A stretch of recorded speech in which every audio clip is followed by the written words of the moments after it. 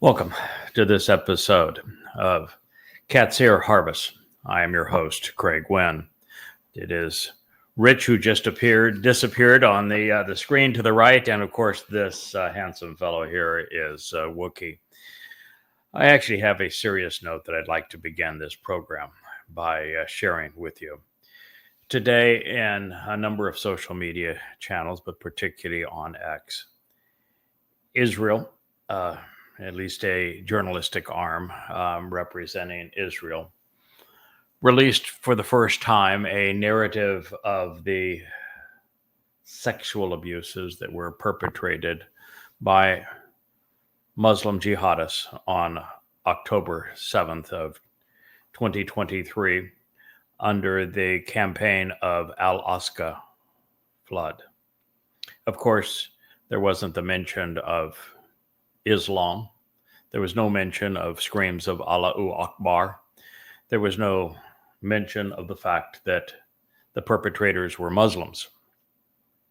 But they did provide a detailed accounting of how gruesome the attack was and how perverted and sadistic it was sexually, not only of women, but also of men. And we're not talking just rape, which is horrible. We're not even talking just gang rape, which is even more horrible. We're talking about mutilation of both men and women, boys and girls. We're talking about people being tied up to trees after being stripped and dehumanized. And then after being gang raped, being tortured. And then after being tortured, then finally killed. And then after being killed, raped some more.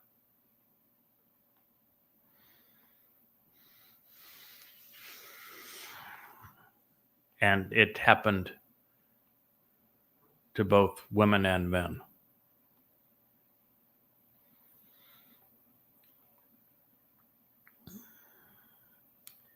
My issue here isn't so much that Muslims did these horrible atrocities. And for this one moment, it isn't even that those reporting on them, even after all of this time, can't say that these were perpetrated by Muslims following Muhammad's example and motivated by Allah in the Quran. My issue here is that this is taking place 21 months late.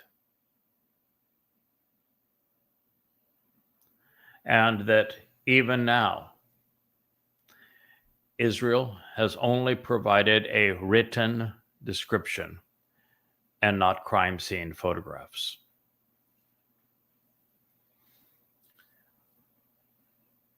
At stake is the very survival of Israel. This is not a small issue. On the morning of 10/7/23, 21 months ago, one of the very first things that I wrote to Israel, and then later that week said to Israel as part of the YAHOWAH blog, was that Israel had to do something that was very uncomfortable for the nation and for the people. But if they did not do this, they would not survive. And that is to make the lives of those who were so brutally dehumanized, abused, tortured, mutilated, even abducted and murdered, as part of the Islamic plot to exterminate Jews of Al-Aqsa flood. That if Israel did not document those crime scenes, showing every gruesome detail, with full narratives by the professionals that were documenting those crime scenes.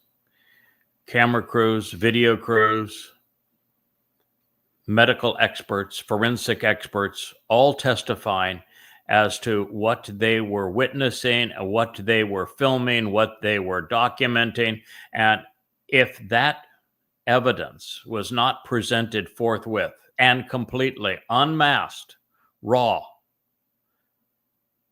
that millions of Jews would die, as opposed to a little over 1,000. That's how serious this is. And it was the best way to honor those lives who were so badly abused. Make them count. They could save the nation. One life, saving tens of thousands, protecting them for future abuse. Tell the story exactly as it happened. Talk about the screams of Allahu Akbar. This was not a Hamas raid. These were Muslims praising their God while ravaging Jews, just like Muhammad did 14 centuries earlier.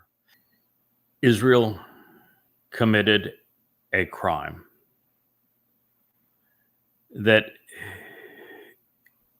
is almost as devastating for the lives of Jews and the survival of the state of Israel, as was the Islamic attack on 10/7.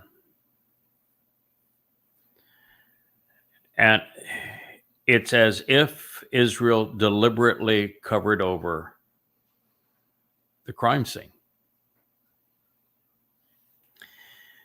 And I'm here to tell you that, and this is what I wrote on 10/7 of 21 months ago. It is what I have reported in my open letter to Israel. It is what I have published in Goddamn Religion, Volume 1. That among the single most important aspects of surviving what happened on October 7th was documenting it, was showing every gruesome detail, was having video and also photojournalists there, to have reporters there, to have medical personnel there, to have forensic examiners there, to have every expert that could be brought to bear, and to methodically go from one aspect of this crime scene to another, even if there were 30 crime scenes, one after another. Remove the wounded and treat them, but document every aspect of even what happened to them. Let them tell their story. But for the slain, for the mutilated, for the abused who succumbed to the horrors of Islam on that day, their story has to be told. Yes, it would be gruesome. Yes, it would be hard on surviving family members. Yes, it would rip apart the heart. Yes, these pictures would be explicit, and you would have to offer approval even to the X's and the Facebooks and the YouTubes of the world to air this evidence. But it had to be done. And by not doing it, and it still hasn't been done, and I don't even think it can be done at this point, all we have now is testimony of the survivors and of the first responders, and some of their cell phone pictures, even though they didn't share them, they're looking at them as they're describing what they're seeing and what they remember. It's not enough.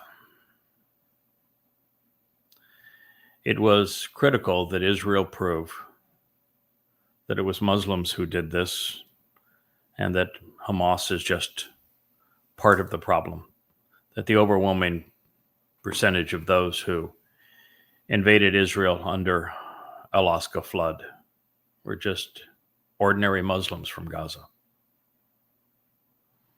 And it was imperative that Israel make the connection between the behavior of Muhammad and his assault on the Jews of Yathrib and his assault on the Jews of Kabar, because it was every bit as savage.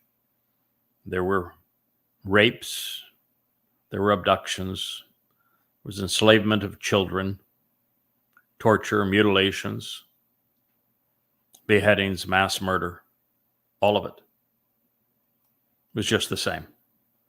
And to share the hadith from the first Muslims who did this to the Jews of Arabia long ago, perpetrating genocide against them.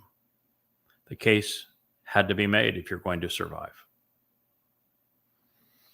And what I said is, in addition to documenting, videographing, photographing, and having forensic experts, medical experts, describe every aspect of that carnage and to what occurred before the bodies are moved, before anything else happens.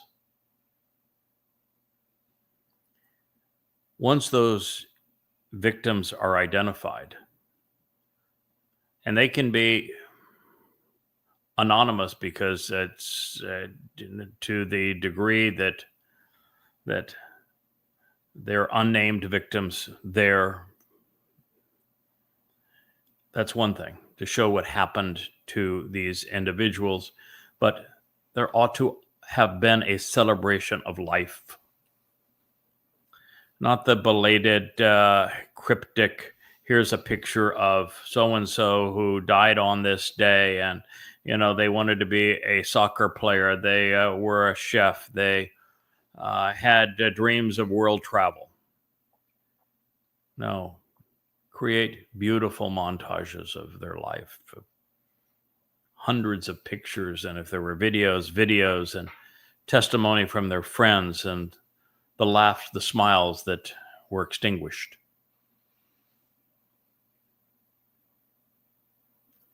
The war of public opinion based upon Alaska flood, this Islamic attack that was premeditated against Israel, was far more important than the war of retaliation that subsequently has followed in Gaza.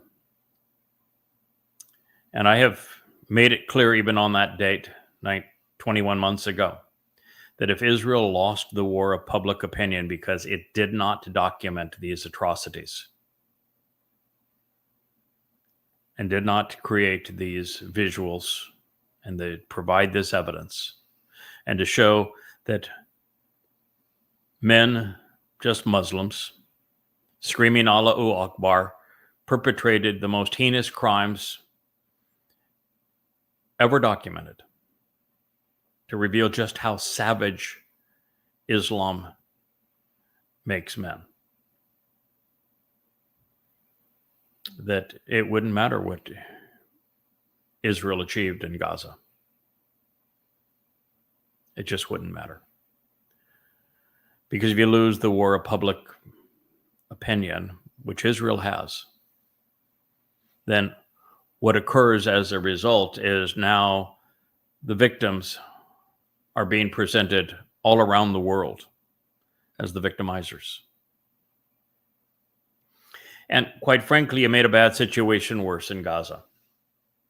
And you did so because you incorrectly identified your foe, and then you established impossible war objectives. When you establish a war objective that cannot possibly be met, then there is no way to prevail. You will eventually lose. And that's what's going to happen to Israel in Gaza.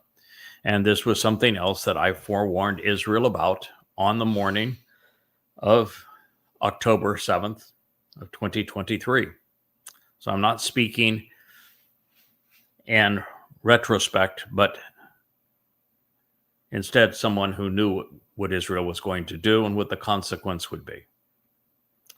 You cannot prevail against a religious foe with bullets and bombs. With every one you exterminate, you make several more. Yes, you can kill every Hamas leader, and they will find more.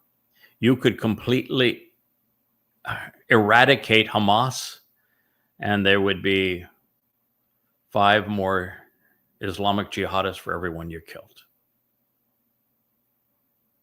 That is the math of religious terrorism. They want you to kill them. You see, Israel, you were played for fools. After being victimized, they knew that if they made that attack that savage, no big deal. That was Quranic, following Muhammad's orders. Muhammad was a rapist. Muhammad was a sadistic torturer. Muhammad was a pedophile. Muhammad was a mass murderer. Muhammad was a terrorist. So since all of these things are known to Muslims to be true and sanctioned by Allah, it was no big deal to get Muslims to act this heinously, and they did. But the whole plan was for Israel to retaliate the way it did, to bomb Gaza into oblivion, to kill 50 to 100,000 Muslim men, women, and children. That is what they wanted you to do. And you did it. And you celebrated it. And you pretended like it was a victory. It wasn't a victory. Were you justified in bombing hospitals and schools and homes and turning Gaza into a demolition site based upon what the Gazan Muslims did and the fact that there is no difference between a Gazan Muslim and Hamas? Absolutely. You're justified. Was it the right thing to do? Hell no. Wrong. And I said so on the morning of 10/7 of 23. And the reason that is the case is because you can't prevail in a war if you attack a symptom. You cannot prevail when your enemy is religious with bullets and bombs. You need to know who they are and why they did this. And you need to understand that you can't play into their hands. And you did. You killed so many of them, and you destroyed so much of Gaza that now Israel is the pariah of the world. The whole world is against you. You went too far. I'm sorry, but that's the reality. I know that in Israel, I'm going to catch all sorts of flack for this today by telling you the truth after these reports came out 21 months late and they're still insufficient, rather than being applauded for, thank you, we needed to hear that. No, I had followers run off screaming their hair on fire. It's the nature of social media. Don't tell me the truth. I want to have my ears tickled. Don't you dare confront me with reality that I don't want to hear. Don't tell me that my illusions are wrong. They wanted you to go into Gaza and to bomb it and to kill 100,000 Muslim men, women, and children. That was the intent, because they knew that if you did that and they documented the pictures of their suffering, they would turn the world against you, and therefore the victims became the victimizers in world opinion. And you never documented your victimization. Made it easy for them. And here you are. And there are armed gunsmen all over Gaza. You have 2 million people and you don't know what to do with them.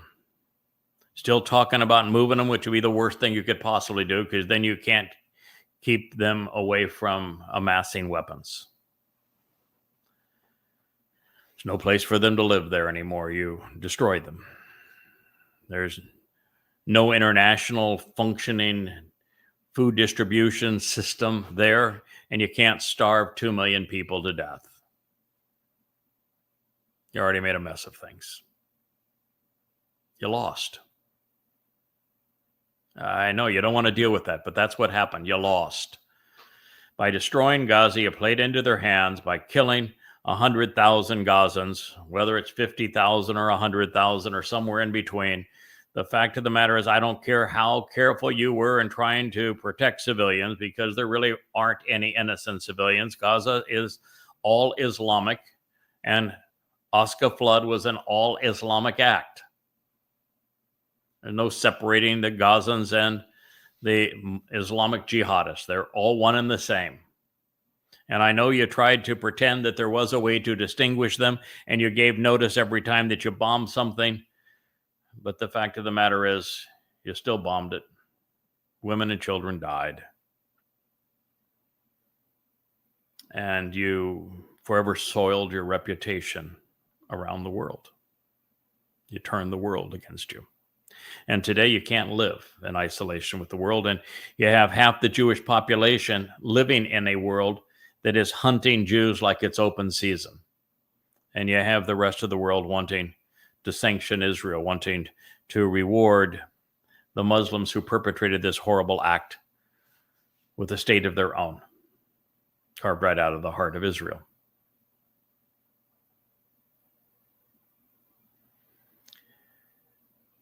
Yes, when it comes to Israel's survival, the biggest crime that day was covering over the crime scene and not documenting it. And now that we hear what the reports are of how savage the Muslims were on this day, and you don't have the evidence to document it, to prove it, to validate it, and that you come out with it 21 months late, shame on you. You needed to honor their suffering by making each of those lives matter to the extent that they protected tens of thousands of future victims. And then, of course, you celebrate the release of your hostages as if trading with the devil and playing into their hands again. They took the hostages knowing that you would trade many for few, that you would even trade living terrorists for dead bodies, that you would make your war staccato, on and off, manipulated with the release of a hostage, as opposed to recognizing that every hostage you get back will cost you thousands upon thousands more in the future. Because this is what's going to happen, Israel. You are going to withdraw. The world will force you to withdraw. And when you withdraw, the Muslims in Gaza, particularly the armed ones and those still clinging to Hamas, are going to celebrate their great victory. They're going to use it to inspire Muslims the world over to rise up and obliterate Israel. And they will. And there's going to be an Alaska flood 2.0 that will occur within 2 years, and it'll be 1,000 times worse than the one that you tried to avenge the wrong way. And still you won't listen. I don't know if it's just, I can't say this. I have noticed that people like to ascribe blame to a single individual. In this case, when it's Israel, the person who has been belligerent and perpetrating the war the wrong way is Netanyahu, the person who made the decision to make a bad situation worse in Iran. It's Netanyahu. And I'm uncomfortable simply blaming him, because he's only in power because he's the most popular of all Israelis. And right now he is celebrated, maybe more popular than ever, even though he took Israel to the very precipice of annihilation in the Iranian war. And any rational assessment of what happened there says that Israel came within a blink of being destroyed, and that you accomplished nothing. Now, the Chinese and the Russian support of Iran is galvanized. They still have the 60 to 90% uranium-235, 400, 450 kilograms. It's enough to make up to 30 bombs with the standard mix of uranium and tritium, which they also have. They were told in advance what was going to be bombed. They moved it out of the facilities that were unprotected, and they moved it all to the facility that was not touched underground, which is where the uranium gas is metallized for bombs. And you can say, well, we killed the scientists, so they can't do it anymore. Well, you didn't kill enough of them, and now China and Russia are going to protect their ally. They rallied around their ally at the BRICS meetings in Brazil, still doing so. And they have the perfect foil in fat, bad hair boy in Jong-il in North Korea. You can send them whatever they need to finish their arsenal of bombs, and they certainly have the missiles to deliver them already. So you didn't prevail in that regard, and there's now a 0% chance that Iran is going to accept inspectors because you infiltrated the inspectors. So they'll never accept inspectors again, and there will be nothing that will stop them or slow them in the development of a nuclear bomb, because they know that the only reason that they were susceptible was because they hadn't completed their bomb. I'm sorry, but you made a bad situation worse, and you turned China, whom you need, and Russia, which was once an ally, against you. And you think that America is your great friend, and you're celebrating it. Oh, yeah, even Netanyahu to brown-nosed Trump even also recommended him for the Nobel Peace Prize. For what? For bombing Iran? What are you going to, would you recommend him for the Peace Prize for? For protecting Israel's butt by didn't end it, by having a temporary truce and then dropping an F-bomb on you? What is it? Because there isn't anybody that thinks that war is over. That everybody is just restocking.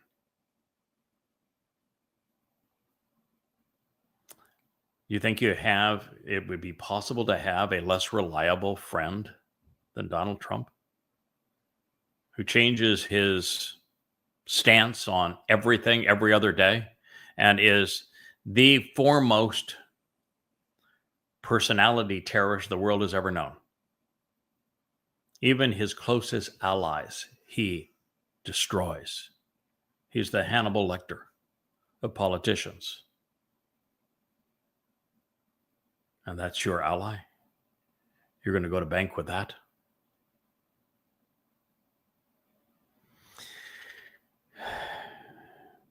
Israel, you're in an exceedingly precarious position, and you're doing everything wrong. And I know that every time I say this, that since Netanyahu is popular, that we're back to the same situation where it's almost impossible to get Jews to open their minds and think rationally. It's just the same thing. You try to talk to a MAGA-ite about Trump's duplicity and the fact that he has been bribed $16.5 billion that we know of by Qatar, Saudi Arabia, and United Arab Emirates, all of which would be delighted with the destruction of Israel. And you just can't break through. And the same thing appears to be the case with Israel. You just can't break through and get your attention. And it's the same issue that Yahweh and Moshe faced 3,500 years ago, when even 3 days out of Joreb, you became so obnoxious that God and Moshe gave up on you. Said, we can't deal with you, can't lead you, can't work with you, can't teach you, can't protect you, can't guide you, can't do anything with you. We're just going to go through the paces from this point on because you're impossible. And you haven't changed. You told God to shut up and go away. You want to deal with that? Because you still won't say his name. It won't change. You're as religious as ever. God hates religion. So what now, Israel? You want to pretend that you've got Hashem on your side. You want to pretend that prayer is going to make a difference. He's already told you. He's setting this one out. He's already told you of what hell you're going to bring on yourselves. He's told you that you're 11 months away from the time of Israel's troubles. And it's going to be worse than any time in Israel's history, including the Holocaust. He's actually told you exactly what Alaska Flood 2.0 is going to be like, in graphic detail. And he's told you how you can avoid the carnage, how you can be protected from it. But you're not listening to that either. So, I'll repeat. I gave you a 5-point plan as to how you should respond to Alaska flood on October 7th of 2023. You didn't implement a single part of that plan, and it's all come back to bite you. And the moment you pull out of Gaza, it's going to be far worse than if you had ever been there. Because the world is going to condemn you for the destruction of Gaza and for the death of the Gazan Muslims there. And they're going to continue to shout, "Death to the IDF." And they're going to continue to say, "Palestine will be free." And even there, Israel, you're clueless. Israelis will post things claiming that there are Palestinians more often than the Muslims do. I mean, you got to know that Palestine is an ethnic slur, genocidal, that it was perpetrated by Hadrian while he was torturing Jews to death. At the very formation of Judaism, mind you, it was at the very moment that Rabbi Akiba, the father of Judaism, had failed in his promotion of a false Messiah. And the consequence was Hadrian renaming the land Philistia just to aggravate the Jews he was torturing to death.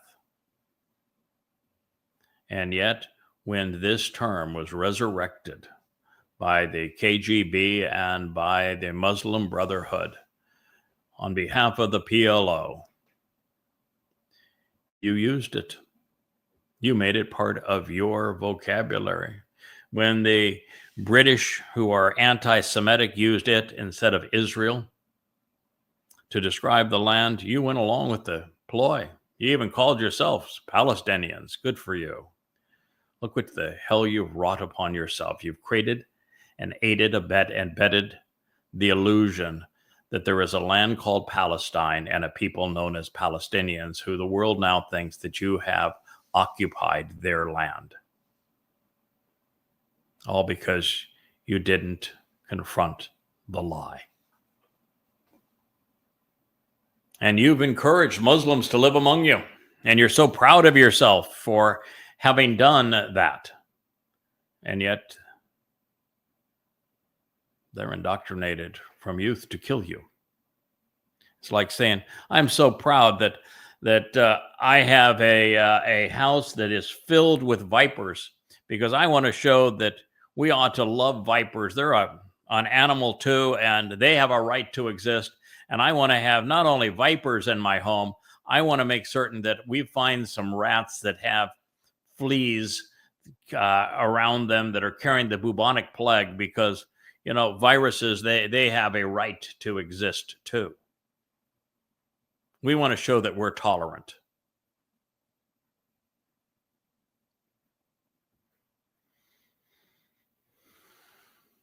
I'm sad for you, Israel.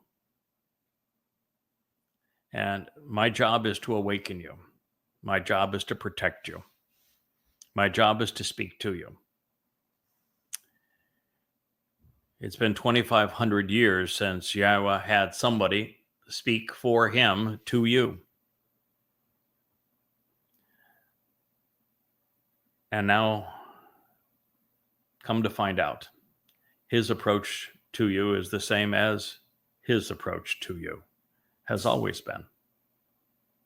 And what I mean by that is I'm not going to sugarcoat it, nor did God.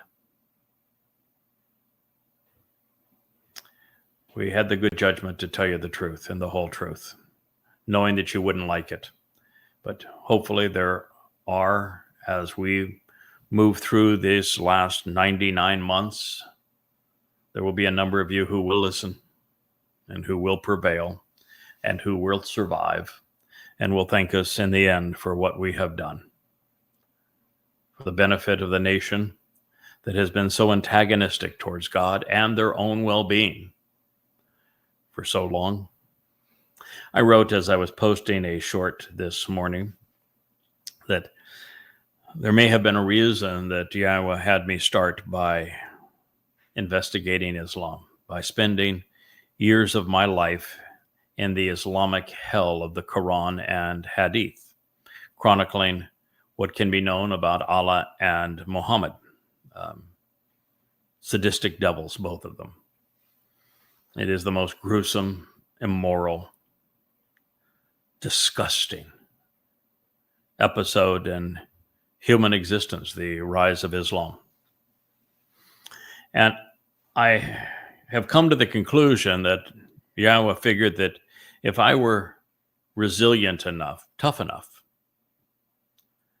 to endure that trip into hell to protect Israel from Islam, that I would have the fortitude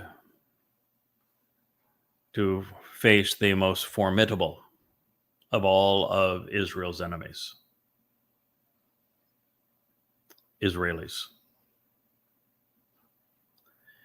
You see, this was a foe God himself could not overcome, nor could Moshe. Read Numbers 11. God himself gave up on you. Well, you gave up on him. And so now, with your backs up against the wall, with 99 months to go, God says, I'm going to find somebody tough enough to go into the swamp of Islam, into hell, to protect my people. He'll have what it takes to battle their most formidable foe, themselves. And that's what I'm doing now.